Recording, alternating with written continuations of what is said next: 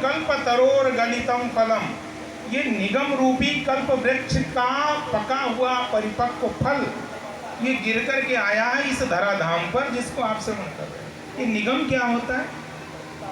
हमारे शास्त्र कहते हैं कि नितराम गमयति बोधयति स निगमो वेदः, जो निरंतर सदैव ज्ञान का बोध कराते हैं उनको हम वेद कहते हैं, निगम कहते हैं।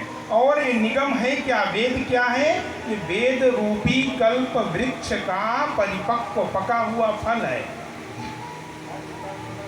किसी ने पूछा कि जब इतने ऊंचाई से ये पका हुआ फल गिरा और वो भी ऐसा फल है कि जिसमें बता रहे हो कि जिस छिलका गुठली कुछ है ही नहीं, रस ही रस है, तो ऊपर से गिरा होगा तो फूट गया होगा, कुछ तो रस इधर उधर गिर गया होगा ना, पूरा रस नहीं होगा। तो श्रीधर स्वामी पाद अपनी टीका में लिखते हैं, बोले नहीं, जैसा ऊपर लगा हुआ था वैसा ही नीचे आया ये श्रीमद् भागवत रूपी फल।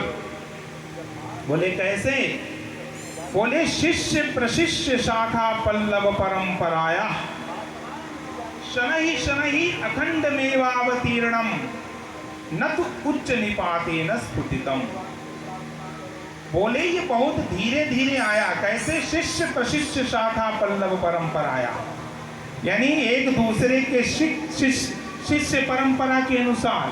जैसे सबसे ऊपर की डाली से टपका, तो कौन सी डाली से टपका? भागवत रूपी फल। सबसे पहली डाली कौन सी है जिसमें लगा हुआ था? पता है आप लोगों को? ये नारायण रूपी डाली में लगा था ये भागवत का फल। कौन सी डाली में? नारायण रूपी डाली में।